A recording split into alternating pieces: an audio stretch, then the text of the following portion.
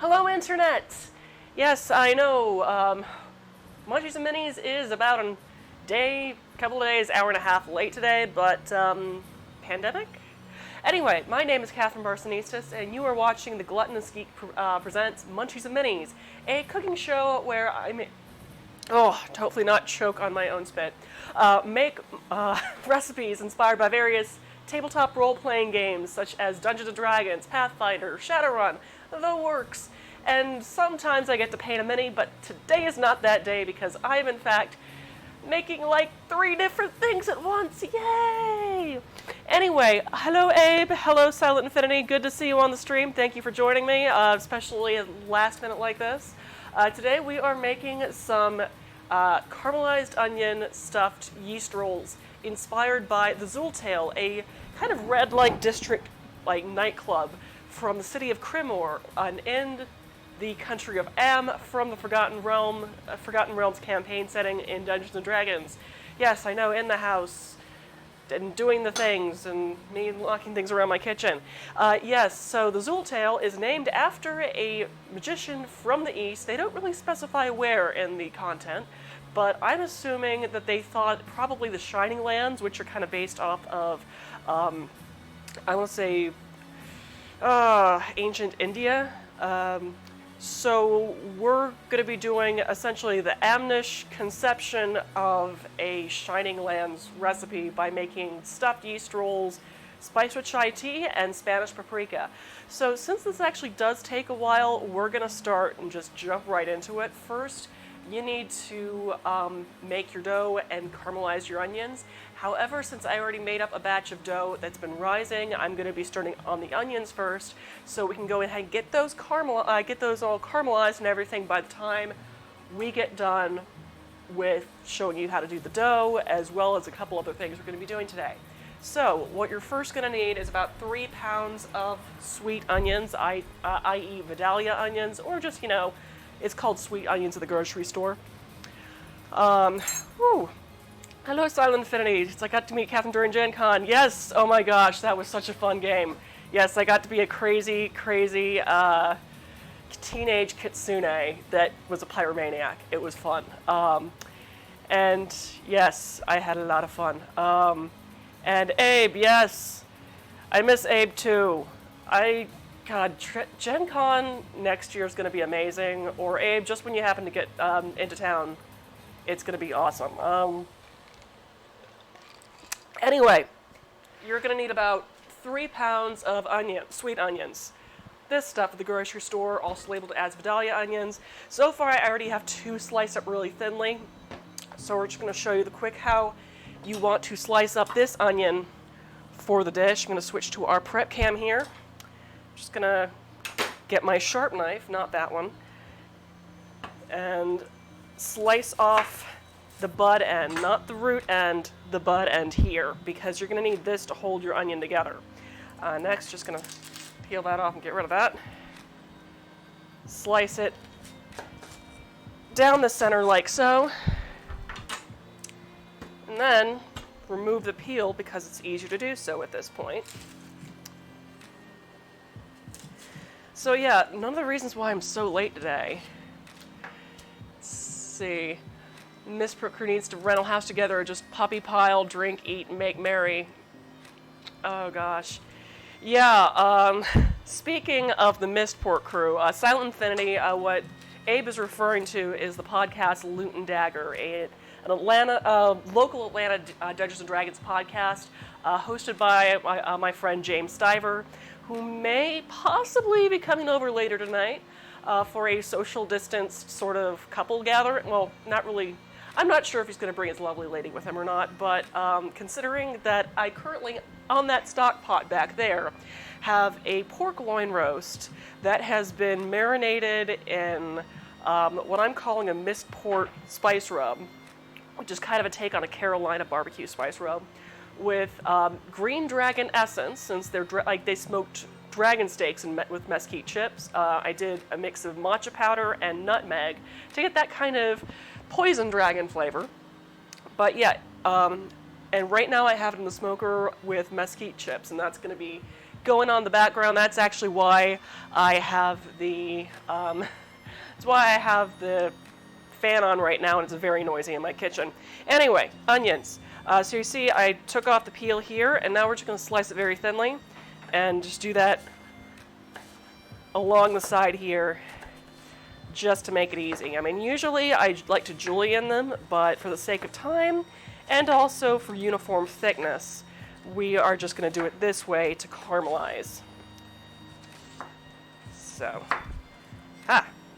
and hopefully not get any of this stuff in my sinuses, and therefore, ever want to know the reason why you start crying when you start slicing onions? It's because the compounds in onions react with your tear ducts and your tears, and basically create sulfuric acid. That's right, folks. When you cut onions, you're putting acid in your eyes. You're hosting a chemistry experiment in your eyeballs. Yay, science. So, it's like, is that Vidalia or normal white onion? This is Vidalia onion. It was on sale, and I like the flavor better when it comes to caramelized onions. It just makes it sweeter, especially if you're going to be introducing spices to it. Kind of balance it out a little nicer. That, and this time of year, they're super inexpensive. So, by all means, get your Vidalias. Let's see. Oh, man. Gamer Kale. Hello, Gamer K. Let's see. That's just the onions are screaming subconsciously in pain. Oh, gosh. Yeah. Oh, man. It is nice to have you folks on tonight. I was like, it's Saturday afternoon. No one's going to be on Twitch right now. My goodness, how I was surprised. Maybe I should stream on Saturdays more often. Just switch Munchies and Minis, take the hassle off myself trying to clean up my kitchen, develop a recipe, and work a full day at work. That's a shit ton of onions. All right. And as for what I'm going to do with this, well, I have a freezer bag with leftover rotisserie chicken pieces and bones and all that. So that's just going in here with that to make up some tasty stock at some point in the future. Just chilling this afternoon until some gaming later tonight. Look, if I'm home, I'm on Twitch or in some form or fashion. That actually sounds pretty accurate for you, Abe. I am not complaining in the slightest. Yay, I get to talk to my friends while streaming. So, what I'm drinking right here is a recipe I made up, 2 days ago. Or, no, it was yesterday morning. So, if you read the Dresden Files novel series, and while I'm chattering away, I'm just going to go ahead and get my 12-inch cast iron skillet here and get that over medium heat to heat up. Switch over to our tripod cam. Gonna try Glitter Hearts, very Sailor Moon style game powered by the Apocalypse Base. We're gonna be roller derby team who fights evil. Oh my gosh, that sounds awesome. Okay, so Dresden Files. Recipe I meant to give out to my Patreon subscribers earlier this month, or I guess last month. In one of the books, I can't remember which one, McAnally's Tavern pub is serving lemonade that he's frozen into ice cubes and then puts into the lemonade so it doesn't water it down as it melts. So I was doing, okay, what would be an appropriate kind of magical lemonade for Mac's Tavern?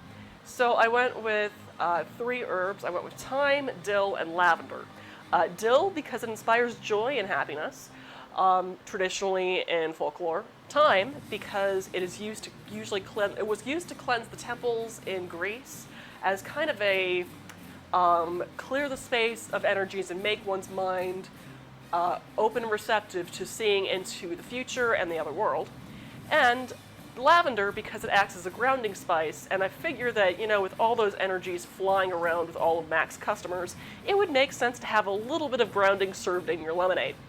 So yeah, made a simple syrup yesterday, made up the lemonade. The lemonade cubes are in the freezer, and I've got chunks of frozen watermelon that I'm gonna put in one of the glasses for the picture, so I'm super excited about that. Okay. Let's see. Zalord, I'm moving to Atlanta. Nice. You know, if you do, we will welcome you. That's what I love about the Atlanta creative content creator community, especially when it comes to the tabletop content creator community. They are some of the nicest, most welcoming folks I know. Right, I was going to put melt butter in. Right, so I need about 2 tablespoons of unsalted butter. Put that out of the fridge. Oh look, I've got about 3 here, that'll do. I'm just gonna add that to my skillet. And switch us to the stove cam so you can see what I'm doing. Derpa derpa derpa derpa der. Okay. And just let that melt. Well, maybe not let it melt, and also maybe swirl it around some to coat the bottom.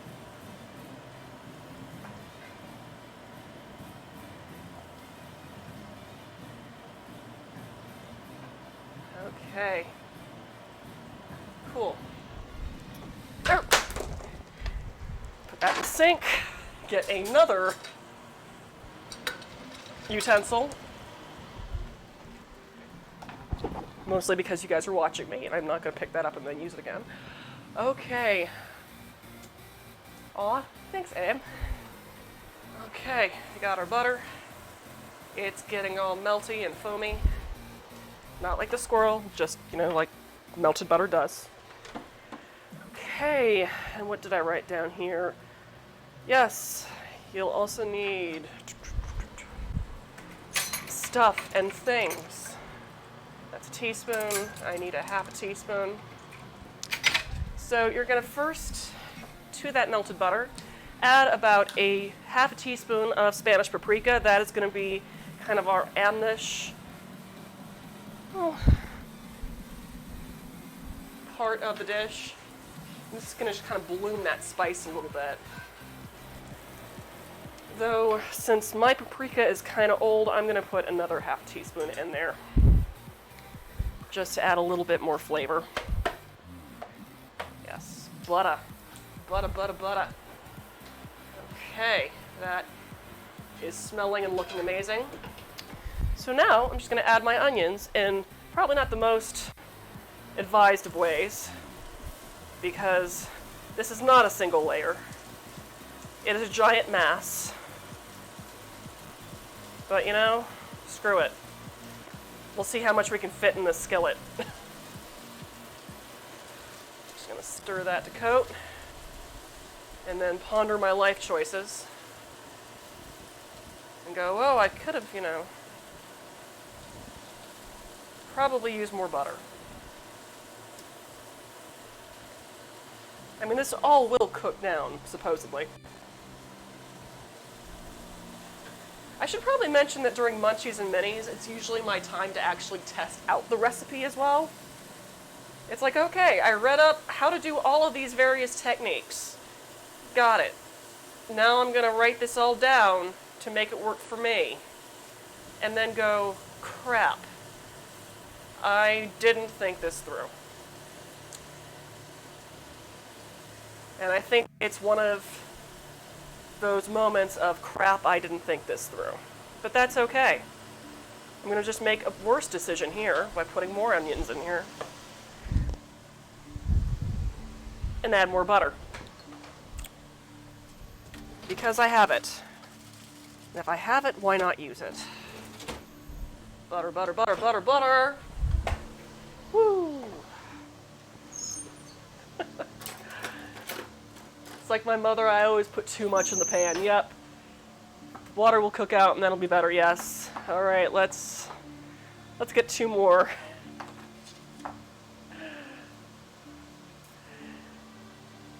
I mean, these aren't supposed to be perfect caramelized onions. They just have to taste good. That's the way I see it. So, let's see. More butter.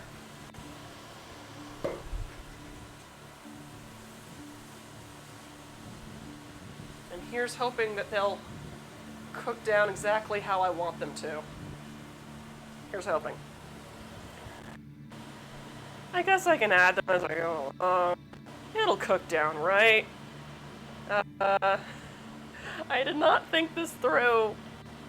It'll be okay. It's like 6 cups of onions. It'll be fine. I'm just gonna set the timer for about 5 minutes. And where's my kosher salt? Should probably pour more kosher salt into my dish here. Let's see here. A pressure cooker.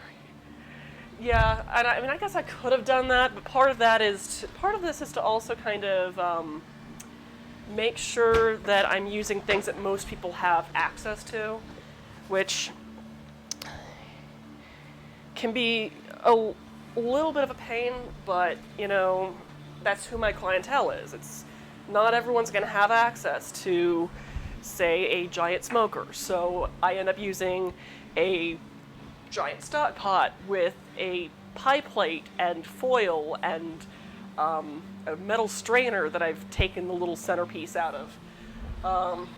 It's not ideal as a smoker, but it does the job. So as long as it does the job, you're good. But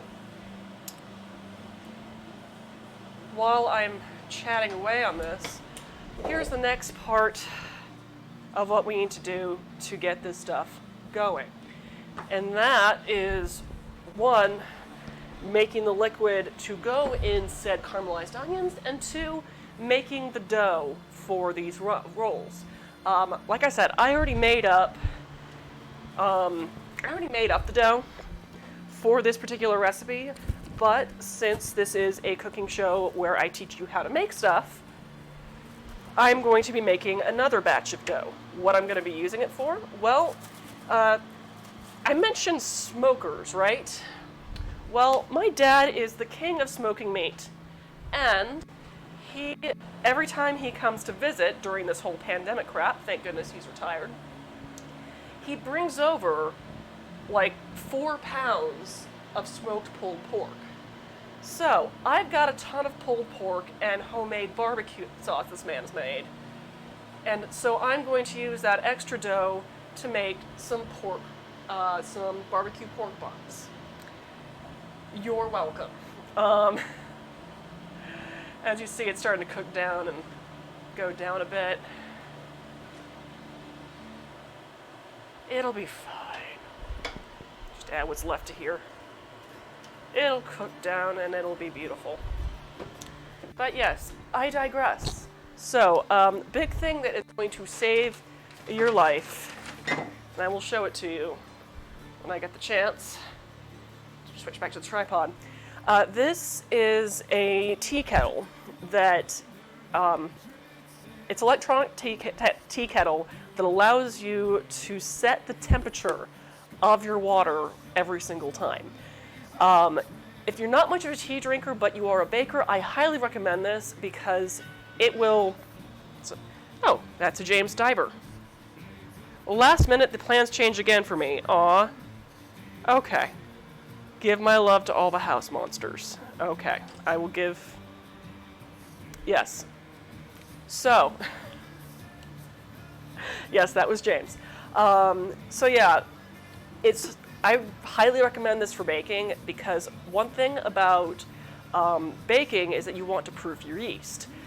Yeast usually activates between the temperatures about 102 degrees to 110 degrees. If you go above that 110 degree mark, it will kill your yeast. So this is very useful in getting the water to the exact temperature you need for your yeast. Also, it's going to be helpful for the flavoring part of our caramelized onions because different types of tea steep at different are better at different temperatures. Otherwise, some ingredients get burned, the flavor is not really quite there. So it works, as well as there's certain steeping times, which I will teach you for this particular recipe. Now you're going to need some chai tea. Nothing really fancy. About, oh goodness, 2 tea bags would work. Or if you're using loose leaf, 2 teaspoons. Because on average it's about a teaspoon of tea per 8-ounce cup.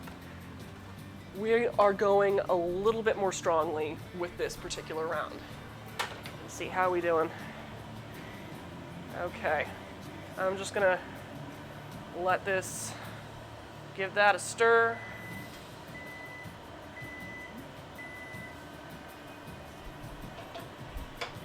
And check it in another 5 minutes after adding a pinch of kosher salt. Yeah, like so. Okay.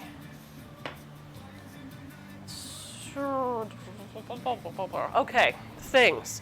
So, let's get our water ready for the yeast before we do it for the tea. And the reason why I'm doing that is because we have to go to a much higher temperature for the tea. So I'm just setting my kettle for 109 degrees, just shy of that 110 mark. Also, by the time I pour it, it'll gone down probably by a degree or 2. And I also need to melt about 4 tablespoons of unsalted butter in the microwave. So I'm going to do it for about a couple of 12-second increments. And the reason why I do that is because of the water. Grr. Are you going to let me do the timer? And it's, really? Seriously? Well, screw that. New microwave. So you want to melt it in increments on high at 12 seconds because the water content in butter has a tendency to kind of, explode as you're heating up in the microwave, since microwaves essentially cook through particle friction. Just, yes, moving those particles back and forth. And if you happen to have water content and it's trapped and it turns to gas and pops all over the place. So just to be safe, we are doing it that way. So, we got that going. So you're going to need a measuring cup, tablespoon, yeast. Where did my, here we are. Powdered milk.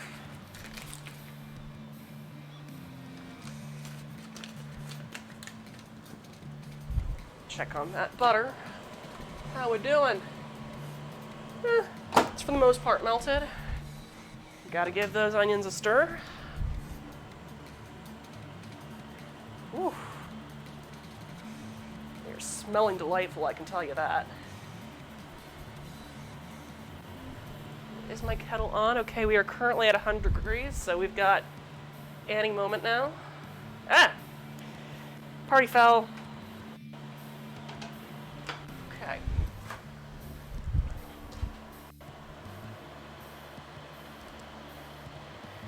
Unfortunately, it's not cooked down enough to be a sacrifice.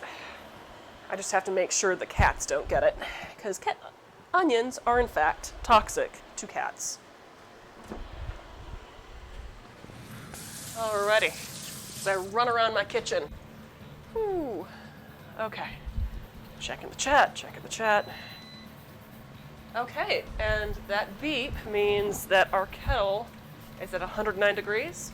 So I'm going to pour in about 1.5 cups of hot water into this measuring cup.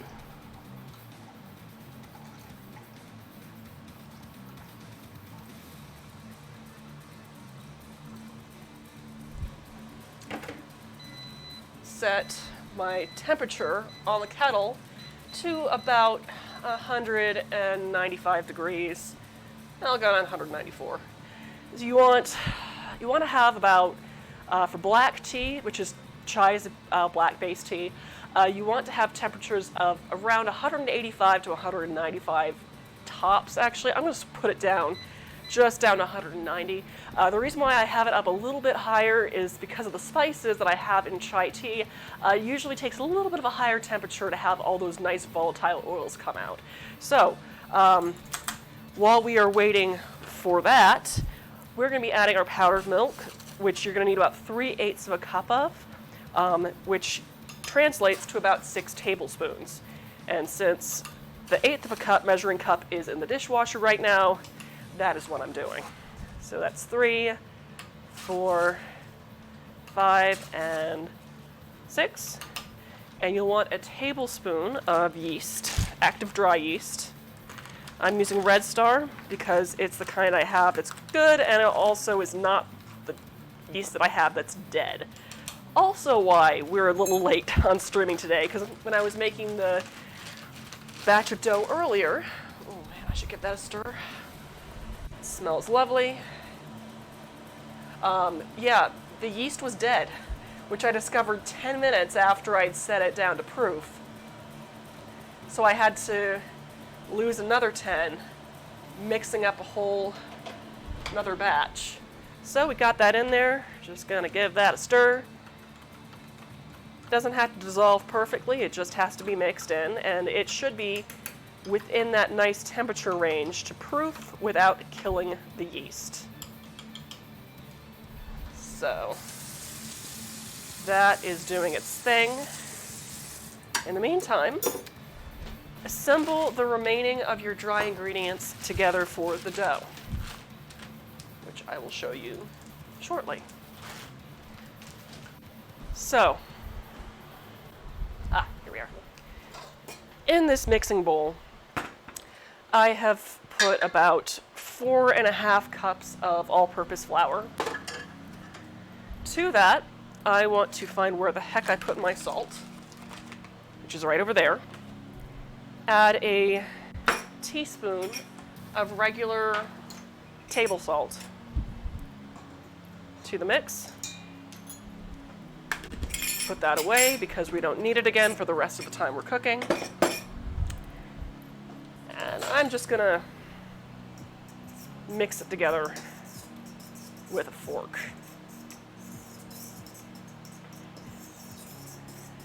Till that is all good and mixed. Do a little bit of my cleaning of my space. Woo. And give those onions a quick stir again.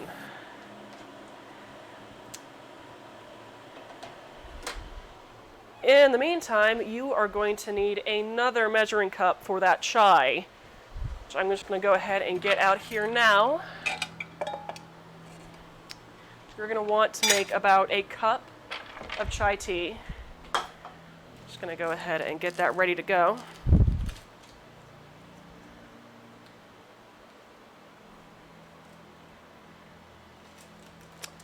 Now, another thing about making tea is that you need to cover the cup after starting to steep it, because otherwise you will lose some of the flavor, because like with most ingredients, as soon as those volatile oils are released, they start kind of dissipating and going away.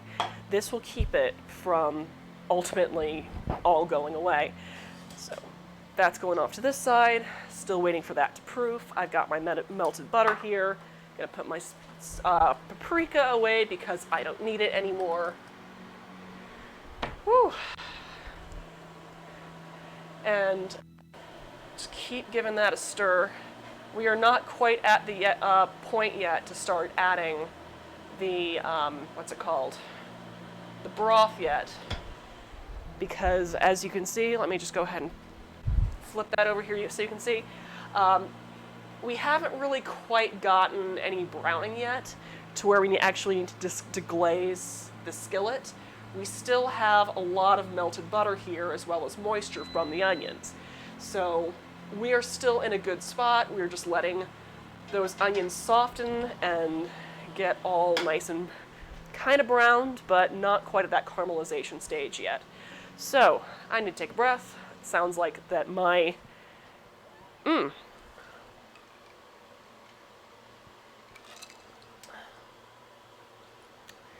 Yeah, so our water is ready. Just going to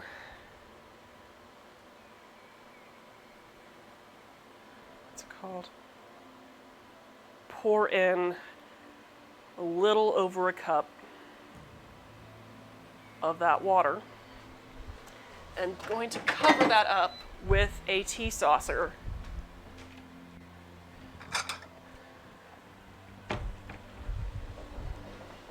To let that steep. I'm going to set a timer for about 4 minutes. Any longer than that 4-minute time period, you're going to release a lot of tannins into your tea, and you don't want to do that. There we go. And just to watch our cup, we're going to add our tea pet rooibos. He's my chunky kitty. Tea pet. Weigh that down. It's not needed, but you know, he's guarding the tea. So, we probably have our yeast all nice and proofed at this point. So we're just going to go ahead and start mixing up our dough. So here it's got that nice foam on top, which means that yeasty is alive and eating, which sounds really gross, I know, but worry not. Sometimes you have to deal with gross things to get what you want with cooking. Okay. Cool. So I'm just gonna start stirring that around with the spatula to make this into, well, just basically to incorporate these ingredients. And if you're mixing by hand, continue to knead for about 10 minutes at this point.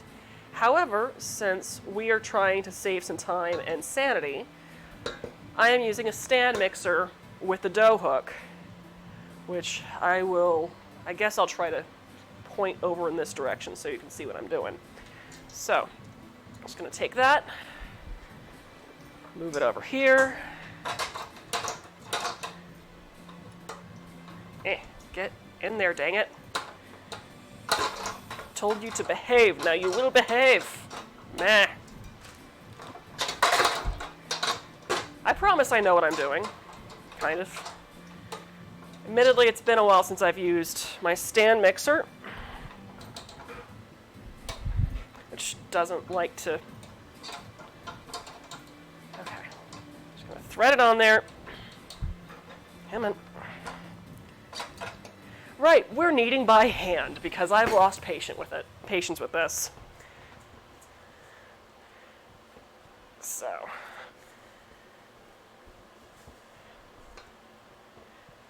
Now, technically, I guess we're kneading by spatula. But I do need to check those onions, see how we are doing with that. Okay, we are almost to the point where we need to start adding some tea.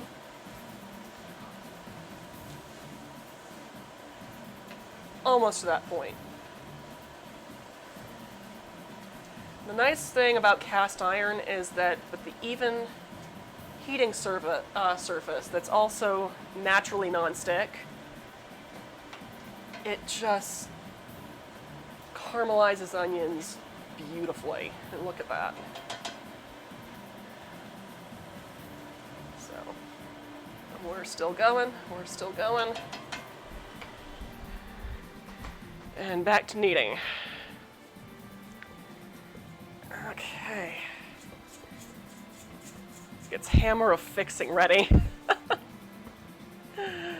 Let's see, never thought about streaming it away. Oh gosh. Just reading the comments here. Well, thing is, after I do these episodes, for those who are new, I do create the highlight as a video for the whole thing, minus the countdown bit, of course. And it sounds like our tea is ready. So, just gonna take that off of there, remove our tea bags, drench our tea pet with some tea. It's the whole concept of the patina changes through your tea journey. So he gets to sit in some tea and smell like chai. I'm okay with this. So yeah, I'm just going to cover that up though, just so we don't lose those volatile oils. So, back to kneading.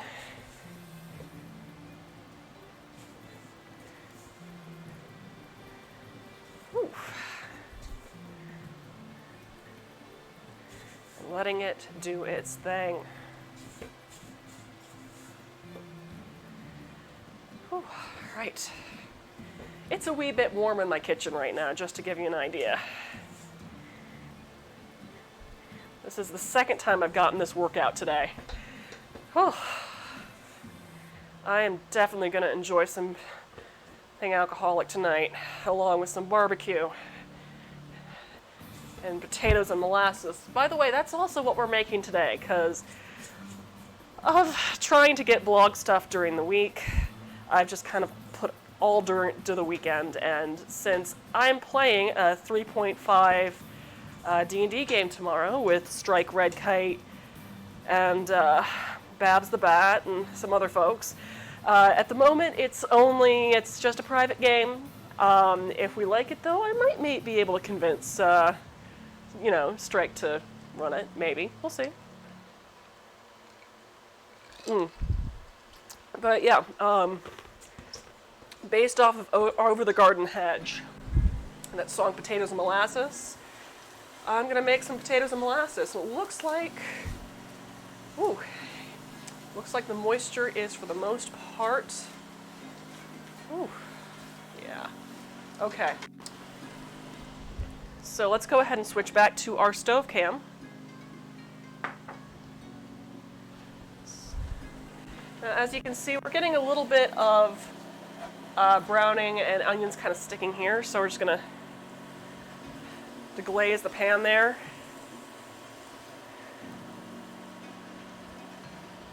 Stir that in.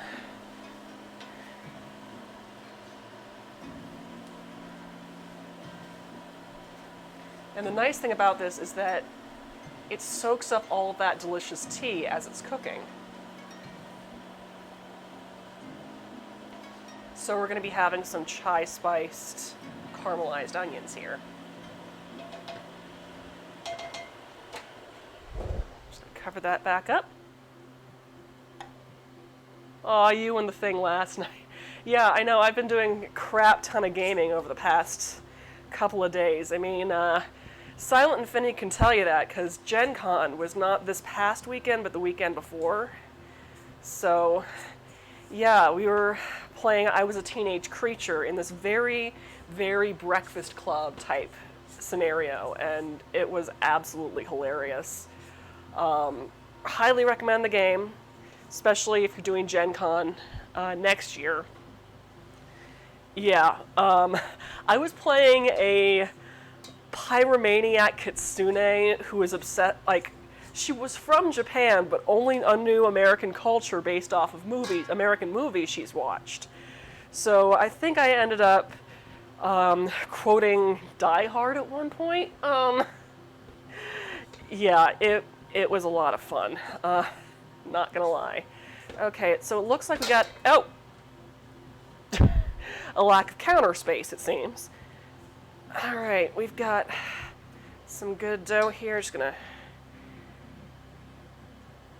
knead it just a little bit more because we've just finally got all the dry bits in. And next, I'm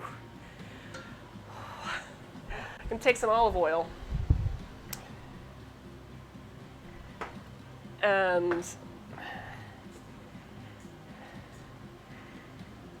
to make sure that this doesn't stick to the bowl as it rises, we're just gonna kind of oil the bowl some. It's like, sure, yeah, you can use a clean bowl, but I'm lazy and I don't want to use a clean bowl because that means that's another bowl that I'm gonna have to stick in the dishwasher somehow. So just gonna oil that bit.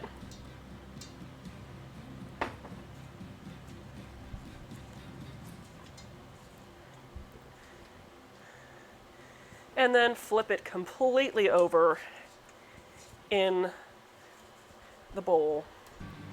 Cover it with some plastic wrap. I'm just going to put this to the side somewhere.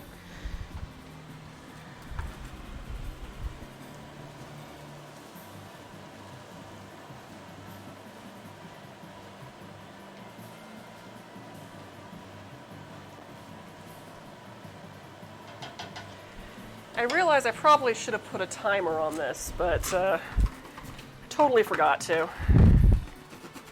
So I'm just going to have to kind of look at the clock and see where I am. All right, what did I actually write down? Let's see. Set a timer for about 5 minutes after stirring in some tea. Tea.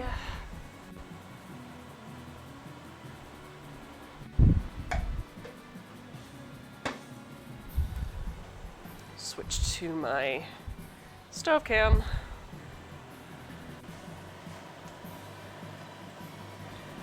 Just gonna set it down and heat just a little bit.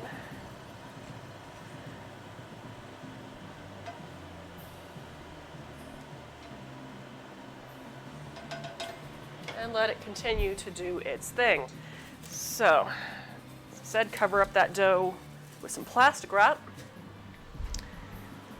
Cover it with a kitchen towel, like so. And then set it off to the side.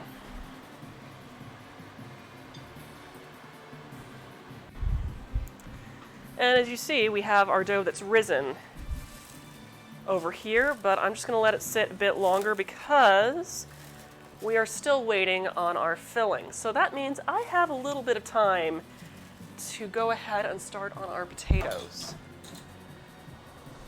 I'm seriously hoping. Okay, good. That smoke is definitely going on our pork roast.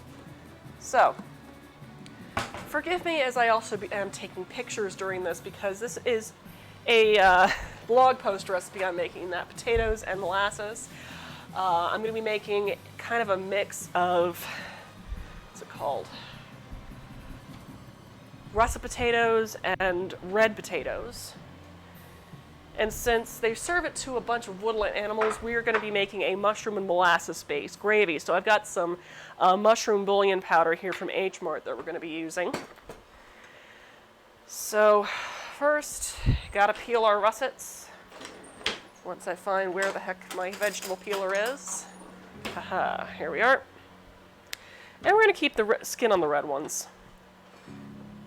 So, just going to peel these suckers.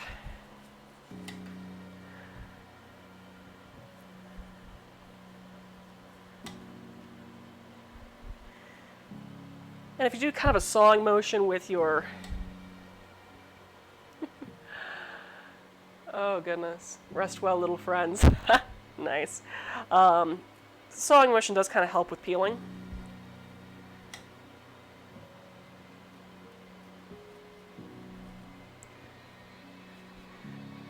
You know, if you're peeling citrus for an old-fashioned, which I'm very, very tempted to have my husband come in and make me an old-fashioned.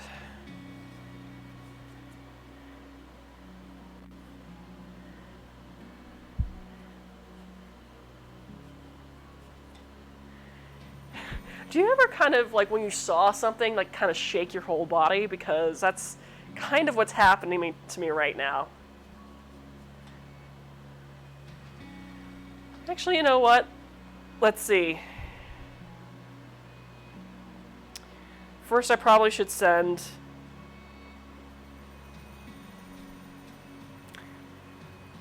Stiver an emoji message that I actually got his message. So, smiley face, heart, and thumbs up. That should do it.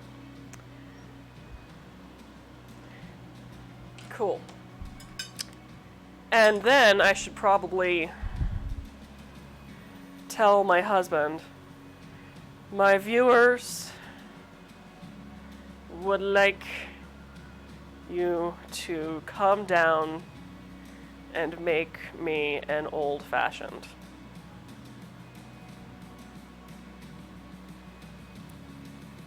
Please, but, you know, take, like, PLZ, you know, that kind of please. Whew, it is warm in here. I am so glad I didn't wear a shirt with sleeves. Sleeves suck in Georgia summers. Oh my god.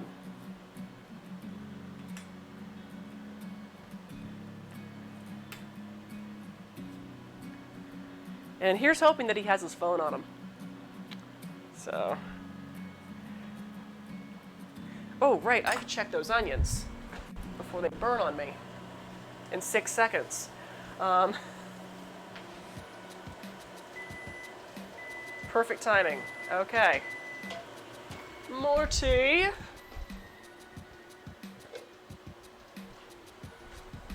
bit more.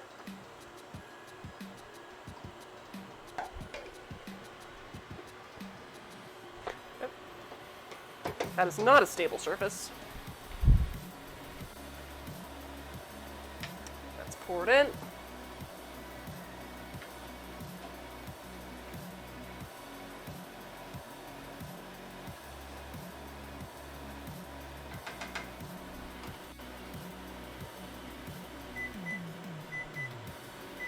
Timer for 5. And we're back to peeling potatoes. I peeled the potatoes. Meows. What is it, Moosey? You want to come say hi to my viewers? Come on, Sonny. Come on. Moosey Bear, come here. Come here, buddy. Come on. Come here. Come here. Come here, sweetie. Yeah, come here, my love. Come here. Come here. Oh, goodness. This is Moosey. He's my shy little boy. Yeah. You want to say hi to everybody? Yeah? Good boy. Yes. There's a good boy. Yeah. Do you want a treat, honey? I take that as a yes. Okay, you get a treat. Let's get you a treat. Come here, buddy. Moosey Bear. Come here, sweetheart. Hi.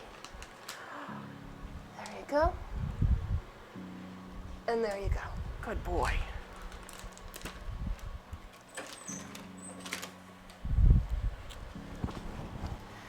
Whew. Yes. That was Moosey.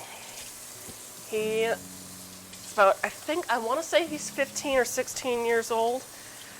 He belonged to my husband's grandparents before they passed, and we are actually living in their old house. So he came with the house, and I'm just saying it's an absolute bonus.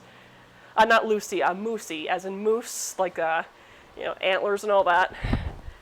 But yeah, I also like to call him Moosey Bear because he snuggles like a teddy bear. Just get that out of the way. Whew, right, peeling potatoes. I peel the potatoes. Oh, so much work, oh my god. Yeah, the other two are wandering around somewhere. Knowing Ginger, our little 21-year-old princess, she is snuggled up on a towel next to her daddy while he's working with the 3D printer. At least I think that's where he is. And Schrodinger is probably passed out in our bed upstairs. And he's about 10 years old.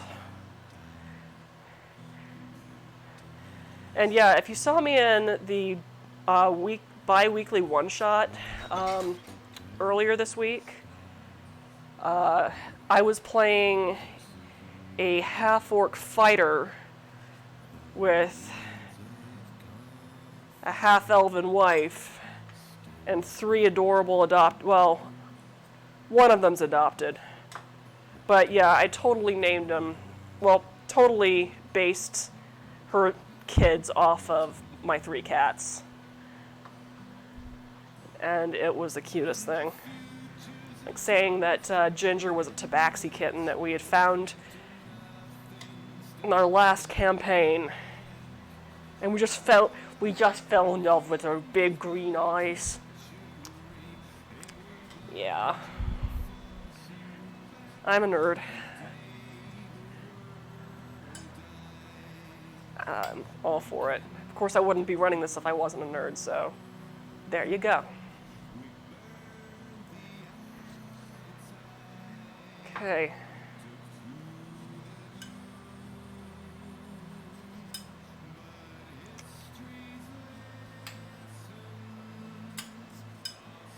Whew.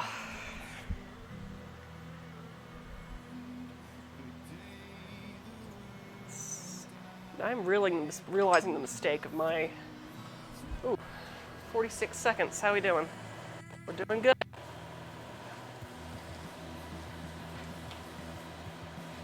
Oh, man, this smells awesome. Not gonna lie.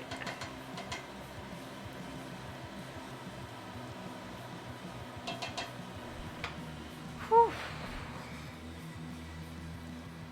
Ah. Got my own hair stuck in my mouth. Okay.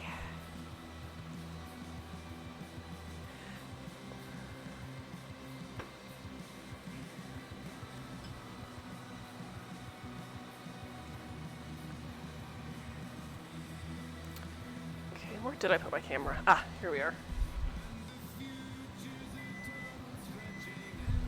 Tea.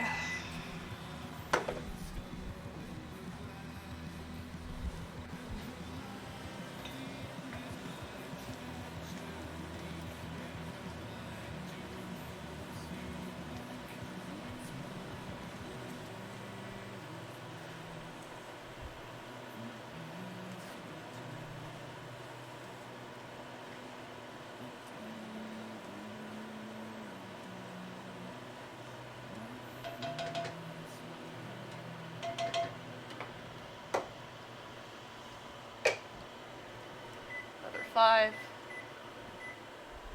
All right. Okay. Right, I was going to take a picture of that. So, let's do that.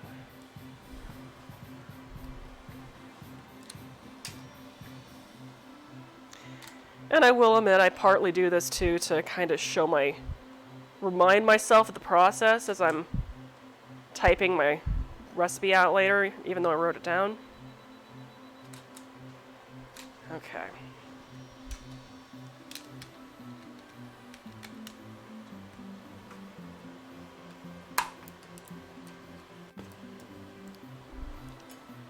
All right. So I'm just going to now get rid of all these potato peels. I don't really like using them for stocks because they just add too much starch to the whole mix. Okay. I really hope... Okay, quick question. Am I having a lot of distortion in my microphone at the moment? Because I know I have...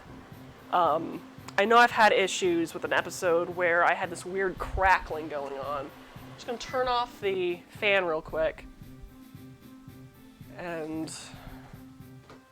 Nope, sounds good. Awesome. Perfect, perfect, perfect. Ah, light.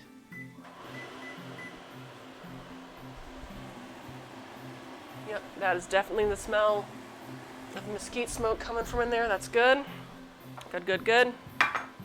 Cool. All right, now I just need to cut all these potatoes to about roughly the same size. So to do that, I'm going to be making some stable surfaces. So I want to make about inch thick chunks here. So just doing that. Cut it in half, then cut it into thirds. With that particular potato. I mean, a lot of knife work is just creating pieces that are roughly the same size and creating stable surfaces so you don't cut yourself while cooking. That one's not perfect, but it's close enough. And the reason why you want stuff cut to about the same size is so that it cooks evenly. The reason why you're cutting it for a stable surface, as I said, so you don't cut your hands off, or your fingers off, or whatever happens to be in the way of your knife. So that one only needs to be cut in half since it's small enough. Yeah, it'll be fine.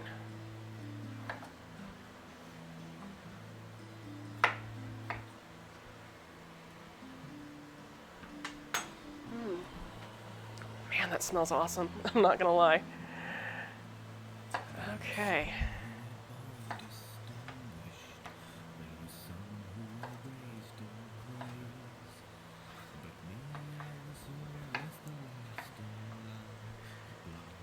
The thing is, with mashed potatoes, there's a lot of ways you can screw up. I mean, a lot of times with mashed potatoes, it's really about getting the correct texture. And for that, it's kind of like when you're doing Japanese-style rice. You want to get rid of some of that excess starch, as well as have it so it releases in a proper format. So that is part of this recipe that I'm going to be putting on the blog for potatoes and molasses. I mean, granted, it's not like how it's actually presented in the show, but my goal is not just to have things, you know, be as they are in the show, or whatever source material they're from. It's to make sure that it's something you actually want to eat, and kind of, you know, improve your cooking skills while you're at it. So that is the goal with this. So yeah, red potatoes, we're going to keep that skin on because I like the taste of red potato skin. But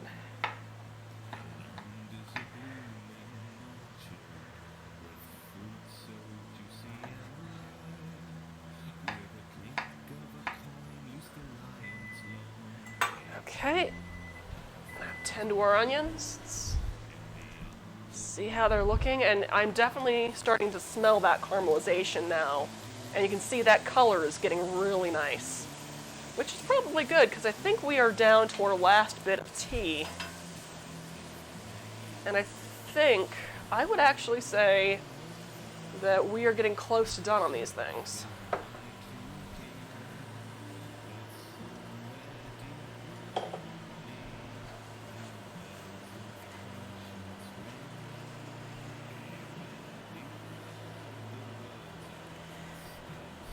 I mean, the goal for this is to get about 3 cups worth of filling.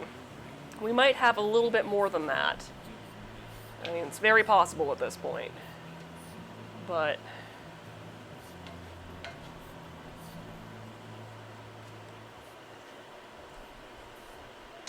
if there's any left over, we'll just stick it in the pork buns that we're making later.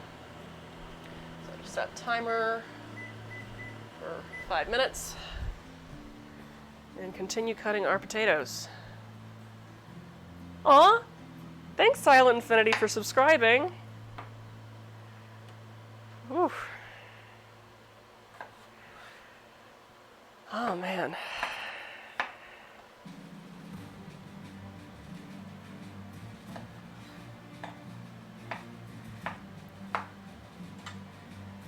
One more potato to cut. So by the way, if you weren't really sure how to use chef knives properly, and I know it's probably late in the stream to tell you this, a lot of people tend to hold their knife like this, which makes it very unstable. But what you want to do is put your index finger on your dominant hand, like right here on the blade, right near where it meets the handle. Kind of follow up your thumb on the other side, and then comfortably sort of wrap your fingers around. And as you see, you have a more stable blade that way. It also, I mean, it feels weird to begin with, but when you get used to it, you have a ridiculous amount of control with your movements.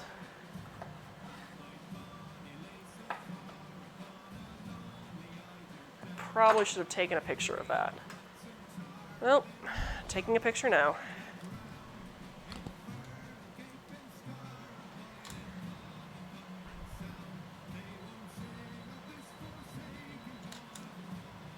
Looking good. If you want to see that, that's what we got there.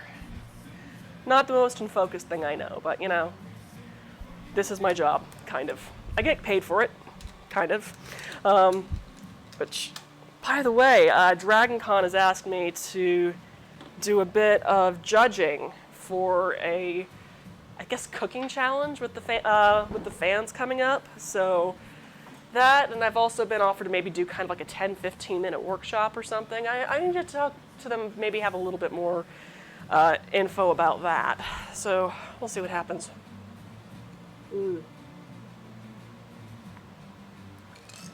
I didn't realize how thirsty I was. Oh, and I'm realizing, as I'm doing this, that I left all of my... I did not cut any fresh rosemary for these potatoes. So, considering we're so close to finishing our filling, I'm going to hold off on finishing those potatoes until after the stream is over. Because we've either that or, I don't know, send my husband out for some fresh rosemary, which, oh, okay. He just happened to walk around the corner right as I was saying that. So that's what he's doing. Oh, babe, did you get my text message earlier? Is that?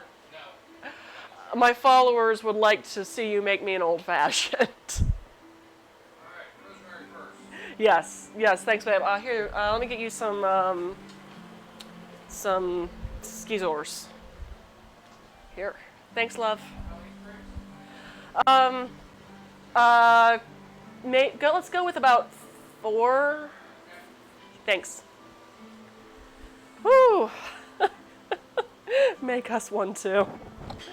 Old-fashioned husband, get to it. Yep, I married a good guy. Whew. Right. I have to look up on my own website how to make mashed potatoes.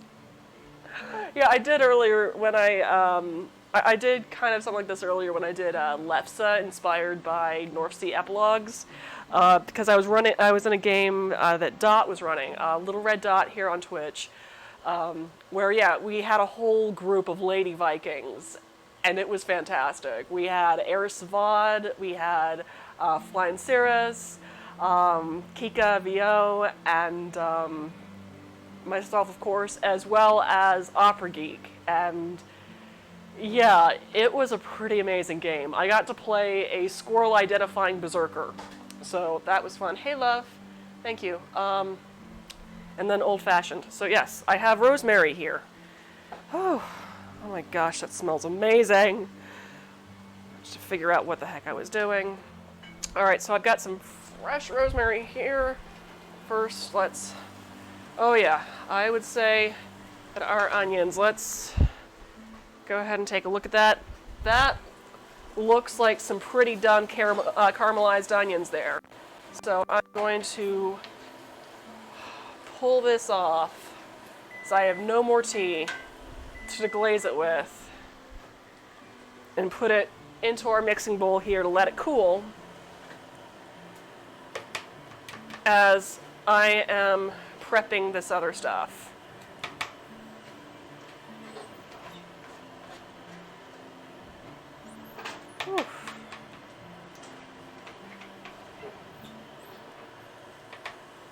Oh, by the way, James got back. He said that he's not going to be able to join us tonight. But oh no, we get to hang out with a lot of food and fire pit and pipes and booze on a Saturday night. Oh no.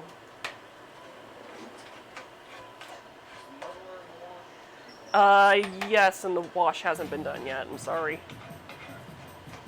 I'm just going to look for something that can take place. The muddler? I've got a pestle over there, my mortar and pestle. Suppose that'll do. Whew. Caramelized onions. Looking so pretty, smelling so fine. Right next to this delicious, delicious hunk of rosemary. Whew. Right.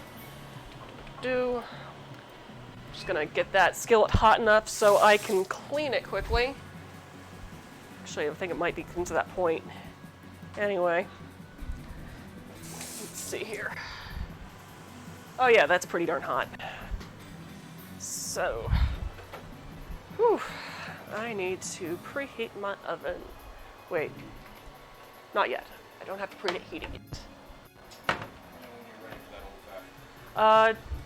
Just start making it now. That would be great. Okay. Old fashioned, we're going to gather our ingredients here.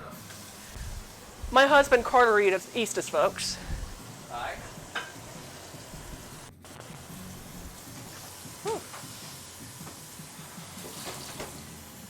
Oh. So for your classic old fashioned, you're going to want to start off with a sugar cube. Put that in your glass. And then you're going to take bitters. Now, a typical old fashioned calls for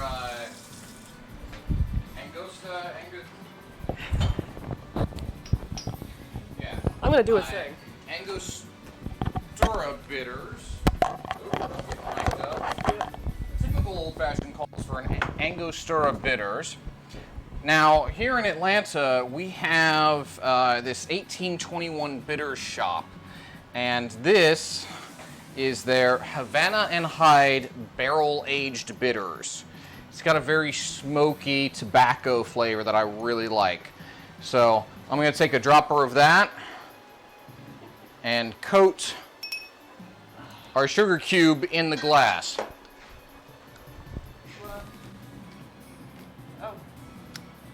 I'm not in view, I guess. Well, I mean, if you want to be in view, that might make things a little easier. There we go. Next, you need an orange because you need a rind on this. Just a twist.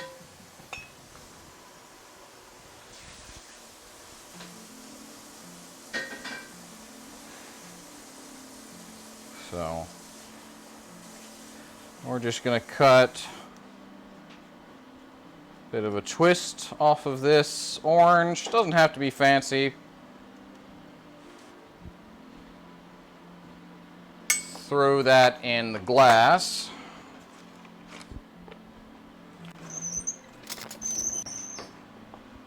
And then a maraschino cherry.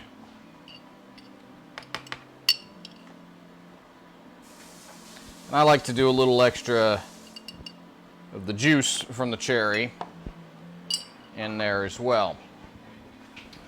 Then we take our muddler, or in this case a mortar and pestle, and we're just gonna grind that up in the glass. Now, often it can help to add just a tiny bit of water to your mix.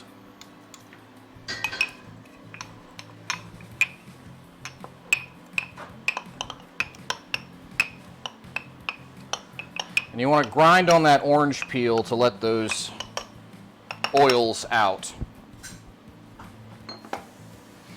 All right, looks like a mess in the glass right now, but we're going to add our ice cube sphere to it. Pop that in place. We'll refill that afterwards to have more ice cubes. And coat with your favorite bourbon.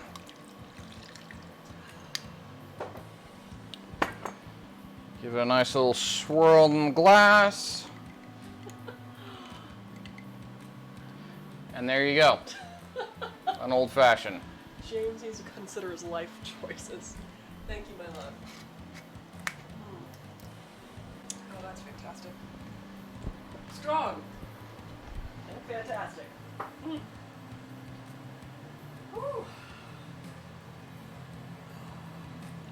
Right. So let me take my mic back from you, my love. Okay.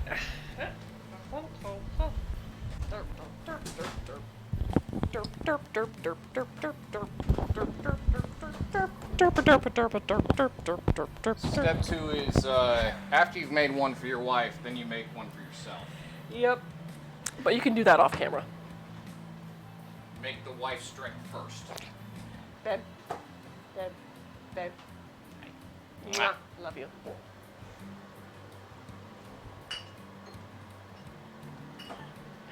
Pass me the orange. I married a good guy. And the sugar. Ooh. Oh boy. Let's see, some of these Georgians are certainly making it tempting, but I don't do well with humidity in southern summers. Yes, it's fucking hot down here. Oh my god.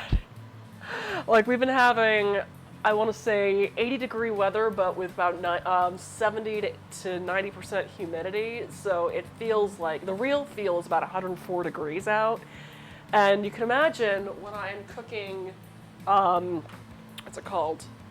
Yeast rolls, smoked pork, caramelized onions, and now mashed potatoes all in the same kitchen. It gets pretty warm in this house. It's actually why lately we've been doing a lot of takeout, believe it or not. Or we use the sous vide machine whenever we want to cook some pork chops. Man, yeah. Sous vide is great for not heating up your house. Yeah. Oh no, we like Costco has these giant inch-thick pork chops for about $2 a pound. And we've just been putting them into Ziploc bags with various marinades and whatnot to just doing the sous vide, because I can just have that going and then I can just sear it on a cast iron skillet in about a minute on each side, and it doesn't heat up my kitchen, which is nice. But yeah, just stripping these rosemary sprigs here, and I'm actually going to hold on to the sprigs here because, like you saw with the onion peels, this can also go in my stock bag to make some homemade stock later. So keep that in mind. If you have any fresh herbs that are starting to dry out and you can't really use them for anything that you're cooking that week or within that next couple of hours, or the next day or two, just throw it in a stock bag with various vegetable peels and all that, and make yourself some homemade stock. It's very tasty with rice. Like, if you cook rice in stock, it makes it very flavorful. And if you happen to be kind of extra like we are sometimes with mashed potato flakes, it's stock-based mashed potatoes are just amazing. So, but we're not doing that today. I'm just giving these a rough chop. That's about a tablespoon. I'm gonna probably, well, I guess I'm gonna stay with the tablespoon and then hold on to these for, I don't know, something. Mostly because a lot of times when you buy rosemary in the grocery store, you only get about that two giant sprigs worth. So we'll stick to that. I might add a little bit more, but just for the sake of this recipe and making it more accessible, that's what we're going to do for this particular round. Okay, just going to do a quick photo. Not the prettiest photo in the world, but you know, it does the job. So, next up on making these mashed potatoes. Oof. So actually, I do need to make some rolls. So we're gonna make some rolls. I believe our filling is cool enough to do so. So let's go ahead and get that done, because I have to after filling these rolls with filling, I have to let them rise again for half an hour, during which time we could be working on our mashed potatoes as well as whatever else we need to do for this particular day, whether that's stuffing the other batch of dough with the barbecue pork and what's left of the onions. Just since we're going to try to keep this, what am I kidding? We're not going to keep this within 2 hours. We're probably going to go on 3 hours with this particular episode. That's okay. So, just going to do my thing and hang out with my husband and make some dough. Or if you would like to hang out, you probably... Let me know what you need. Okay. Don't. I need a baking sheet. I'm not sure what size yet. I'm going to be making about 12 rolls with this. This has definitely been sitting for an hour. So, just need to turn this out.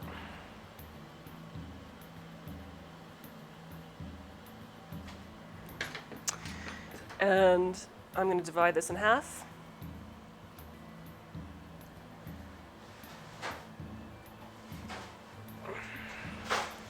Put the other half back in the bowl. And I need to get about 6 balls of dough out of this. Would you like your sheet lined? With cooking spray. So, yeah, it's all oily and stuff, but that's fine. So, just going to cut that in half again.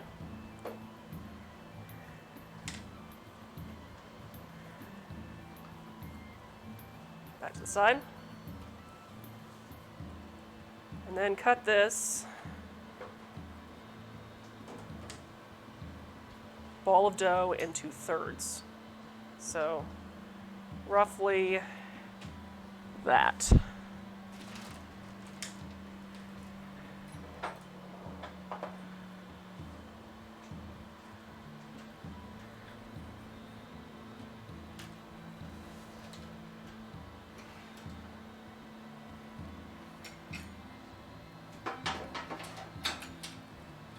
Thanks, love. Okay, so now that I've got these in 6, probably use a little bit more dough on that one, I need to flatten each and stuff them. So, starting out with one, I'm just going to flatten it with my hand to about a 6-inch diameter, or about as close to a 6-inch diameter as I can make it, as such. Then, to the center, I think that's about 6 inches. Is that right? I'm going to add about 2 tablespoons of my onion mix. So 1, and yay! I got it right. 2. All right, now I'm just going to cover this up as best as I can. Kind of smooth it with my fingers like so. And then place it seam side down on my tray. And then continue.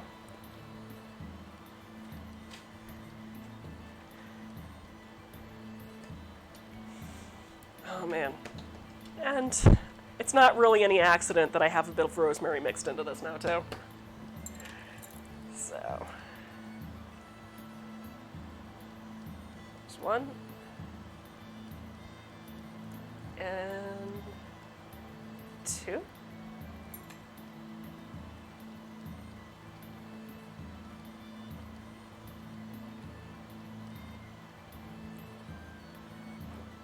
Pinch the sides, the seams, kind of roll it around a little bit, smooth it out. There we go. And onto the tray. What am I kidding? Some of these are going to probably burst a little bit.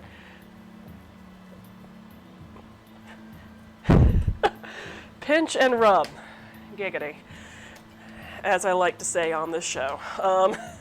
This is not a kid-friendly show. I mean, honestly, anyone who doesn't curse up a storm while cooking is not actually cooking. I mean,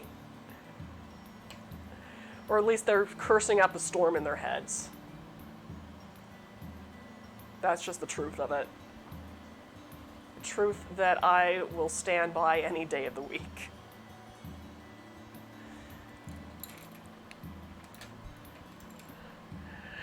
Giggity indeed, I'm in the land of Family Guy. God. I used to love that show. I really did. But then it's like, dude, Seth, I know you're trying to point out the dregs of America, but a lot of people aren't getting it. They don't understand that this is supposed to be satire. I am, however, enjoying the heck out of the Orville.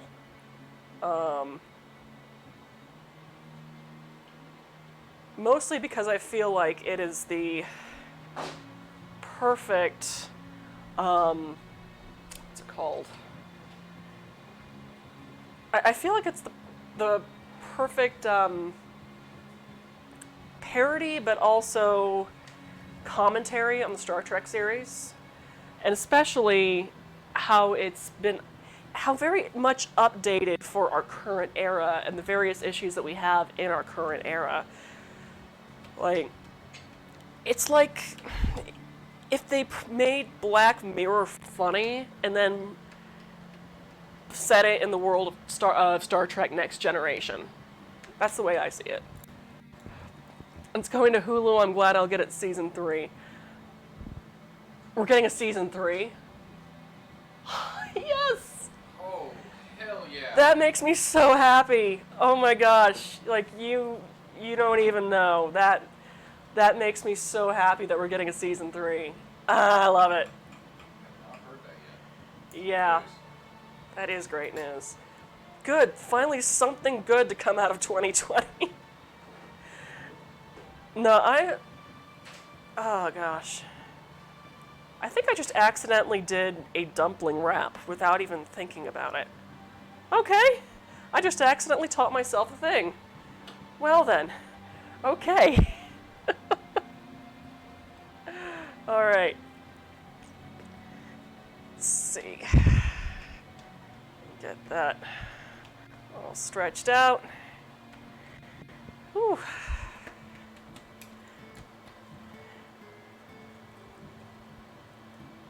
Yeah, that's the thing about cooking. It's like, a lot of people are like, oh, well, I'm no expert. I'm like, neither am I. That's the thing, is like, people keep on saying, like, trying to point me out the whole, well, why didn't you do it this way? I'm like, because I didn't know how to do it this way. I mean, I've done my research, but honestly, cooking is always about, it's like, you're always going to be learning. That's just how it is. So don't feel like, oh, well, I can't cook. No, you can't. It's not that you can't cook, it's that you don't know how to cook yet. And, I mean, you can also learn all sorts of techniques, but when it comes down to it, I mean, what works, works. And you're going to end up finding a way to make things work for you. I mean, I will admit, the reason why I don't do a lot of decorative pastries all that much is, especially pie crusts, is that my hands are incredibly warm, and I also live in Georgia, so with the heat and humidity, it is practically impossible to keep a pie crust cold. Unless I'm pulling it out of the damn freezer every, 20 minutes or so. So, I just, a lot of times don't bother, or I use a hot water crust where it's supposed to stay warm to be able to shape it. The only trouble is with hot water crusts is they're not exactly the most flavorful or delicate things in the world. So, but I mean, we do what we can with what we have and our abilities. See, my favorite pie recipe I have has a bourbon apple streusel. Dude, you need to try my Captain America themed apple pie. It's one of my older recipes. It's back when my photos just sucked, absolutely sucked. But, oh my gosh, this pie. I used bourbon in the filling and crushed Doritos in the streusel topping, and oh my god, it was good. Let's see. Guessing a coal stove for there, maybe a freezer stove. Yeah, actually, I have a marble tile that my husband got for me from Home Depot. Okay, that's half, so I'm gonna need about 6 pieces from here, which means divide it in half, and then divide it in thirds. Okay, but yeah, But the trouble with it is that it's a marble tile that I have to put in the freezer. And I don't always remember to when I'm about to work with things. Yeah, all those food bloggers that are able to make things look all perfect at all times, lies. Lies, I tell you. It's all lies. And yeah, it's so good. Yes, it is. Oh man, I haven't made it in forever. Actually, I think I made it once. Yeah, I made it once. Had my friends over for dinner and served it. I need to do a redo at some point and retake photos. Of course, I kind of need to do that with, I think, a lot of my recipes. Yeah, that was back when I had my point and click and was still trying to figure out what the hell I was doing. I used to infuriate my friends, actually, whenever I would do a blog post at the same time as having them over. It's like, no, you can't eat it yet. I still have to take photos. And oh crap, the photos are shitty. And oh, I'm swearing and covered in sweat and flour and all sorts of things. And yeah, there's a reason why I don't really do blog post cooking and have people over at the same time much really anymore. Today was going to be a little bit of an exception.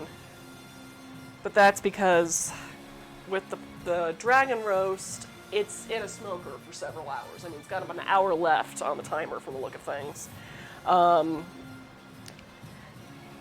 Watch me take pictures of you. Yes. Yeah, it was like that. And, oh man. I've stopped doing that, thank goodness. Of course, I didn't learn nearly as early enough as I should have.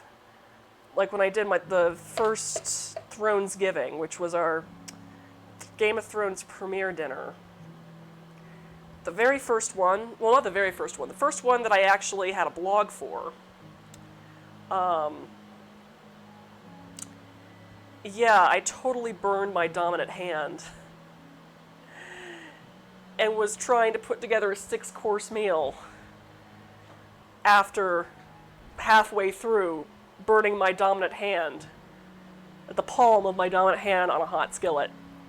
Oh man, that was not fun. So yeah, it's all very much a learning process. And I mean, what I do here, this was actually, I meant to do this recipe a couple weeks ago, but I was trying to figure out how to, for one, flavor it, because the issue of Dragon Magazine that I found this dish mention in doesn't really detail at all what cuisine it's supposed to be, well, even what region the cuisine was supposed to be based off of within Faerun. So I had to do some guessing. And even then, it's like, okay, well, it's an which has kind of got sort of a medieval Spain sort of feel to it. But stuff like the Shining Lands or all these various other Eastern countries that have like cuisine sort of similar to what's listed at the Zultail. It was either really far or it was kind of a weird mishmash. So I'm like, okay, well, maybe this is sort of the Amnish food cam froze. Well, crap. Oh, bugger.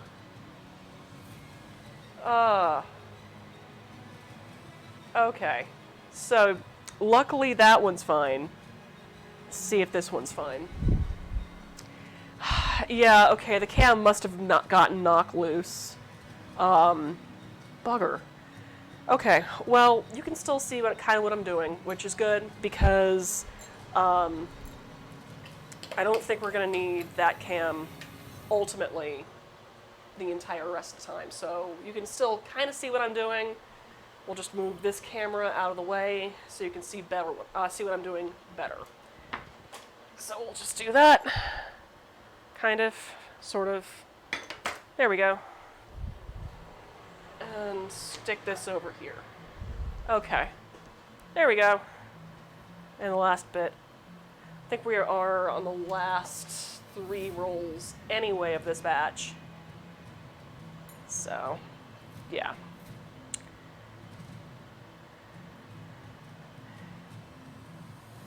Cool.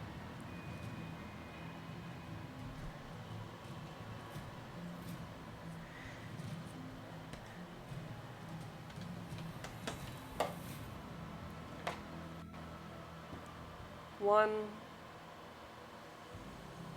and 2.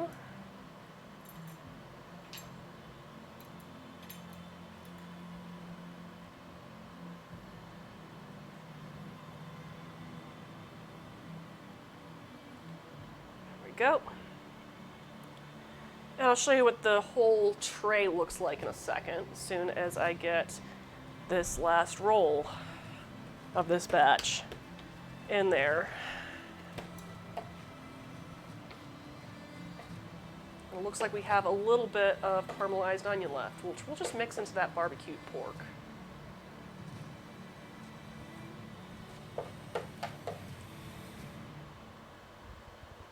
Okay.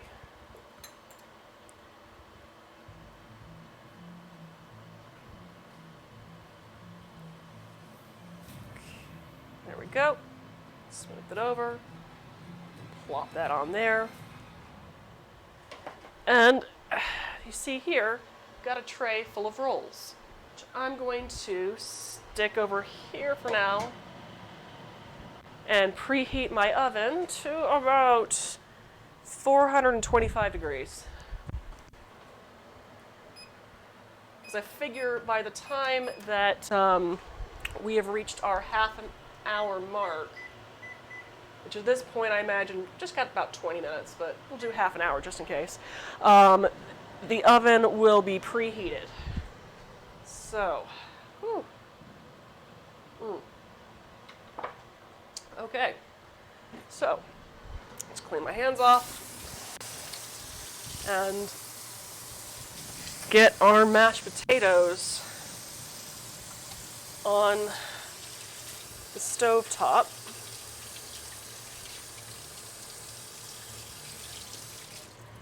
Whew. It's warm in here.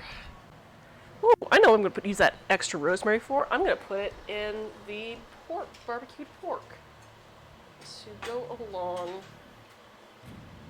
with, yeah, that should be good. Don't need this anymore, so that can go away. Huh. I'm okay, I think. Is there anything I can do? I don't know. Oh, that works. Have I told you I loved you? Occasionally. Yeah. I love you too, Moosey. Oh. Yeah, he just came in and went, meow. Meow. He likes to meow back at me. Oh. I've been cooking for 4 hours now, I think. Oh, you're gonna have Moosey say hi again? You gotta come say hi. Yeah. You're gonna meow. You gotta say hi. Hi, buddy. How are you, my love? Mwah. You're a good boy. You're a good boy and deserve lots of pets and love. Our 8-minute 45 seconds timer has gone off. The timer from the microwave. Okay, so go ahead and put those buns into the oven. Okay. Everything's fine. Okay. Okay. I'm just going to bring that All right. to a boil. Our buns from earlier going into the oven. Yep. Cool. Cool, cool, All right. cool. 16-minute timer on here. Set a timer for 20 minutes. No, set a timer for yourself. It's fine. Oh, sorry. No, it's fine because who knows, we might even have another half an hour on that pork at this point.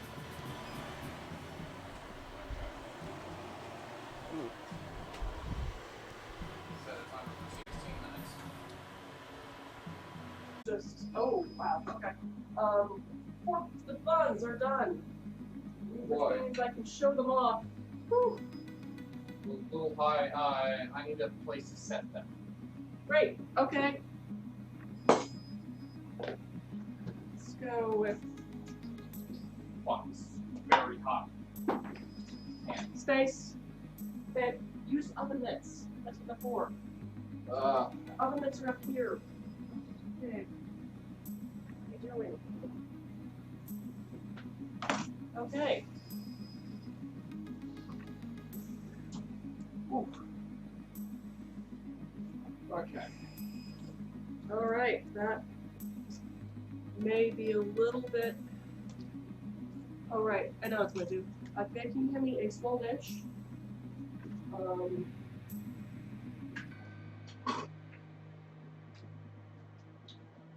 Small plate.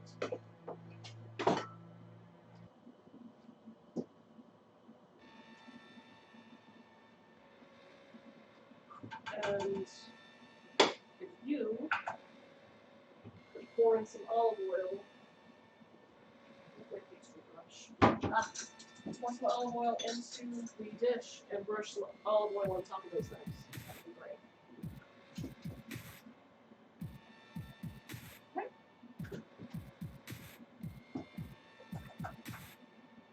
Yep. Right. Cool. Cool. I'm in Vegas. In Georgia, man, I've heard stories. Yeah.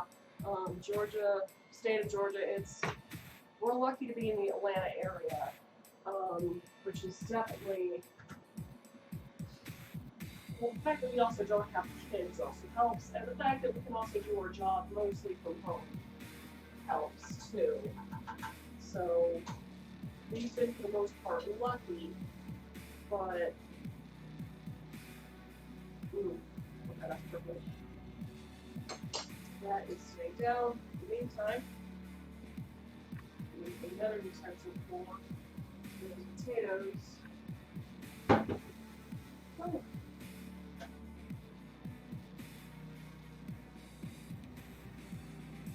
But still, it's kind of sad that we don't really get to see people anymore because people won't follow directions. It's like, you know, when you're in elementary school, when you couldn't go out to recess because there's that one kid who just won't shut up. You know what I'm talking about, right? Okay, so thank you for the red walnut amino recipes. You rocked hard and die laughing last. Oh, thank you, Strike. Thank you. Okay, so I have my buns here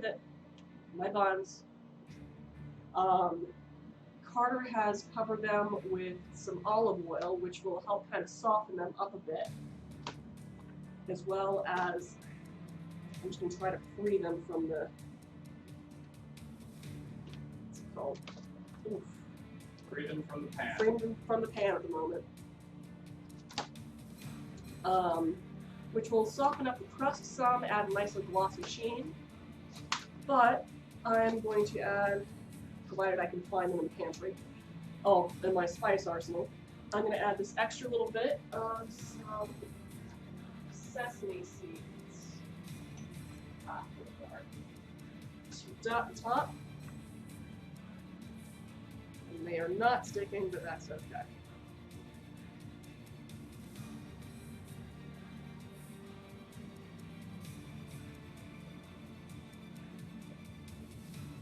And just a touch of salt, kosher salt, on top to season the tops up a little bit. All right, and just let those cool, and I'll be ready to go. Anyway, I would love to thank you guys for joining me for Munchies and Minis. I know this day's been one heck of a run around the kitchen, as you can see by the destruction all surrounding me. Thank you so much for joining me. Next week, I have no idea what I'm making. It's all going to depend on grocery availability as well as ideas. I might do another happy hour episode based off of Drinking Quest. Really depends on the game and my mood and my energy levels. But this tri-spiced caramelized onion stuffed rolls are based off of the city of Crimor from Forgotten Realms series campaign setting from Dungeons and Dragons. Thanks for melting for us. Tell hubby thanks and have the rest. Yes, I will do that as soon as I finish up the darn smoked pork loin that's in that pot over there. Which it's done, right? I think it's done. Close. Oh gosh. Maybe. Check it. Okay, you got a timer on that, right? What timer on Crap. what? Okay. I can't keep up with the timers. I only know if Too many timers. I'm just gonna turn the heat off on that and hope for the best. If I Anyway. replace the Okay, timer. get it. I got it. Still in front of people, babe. Anyway. Thank you so much for joining me. I hope to see you again on the next episode, whenever the heck that happens to be. My name is Catherine Bursanistas. You've been watching the Gluttonous Geek Presents Munchies and Minis. Stay safe, stay sane, stay you. Have a wonderful rest of your weekend. Goodbye.